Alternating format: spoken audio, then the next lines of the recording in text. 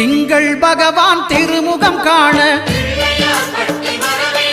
அங்கு கற்பக பெருமான் தொப்புள் குழியில் திங்கள் பகவான் திருமுகம் காண அங்கு கற்பக பெருமான் தொப்புள் குழியில்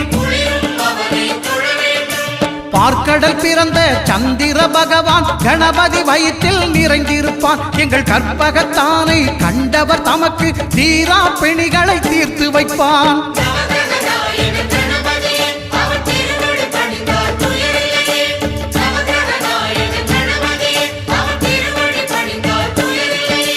ஒன்பது கோளும் ஒன்றாய் காண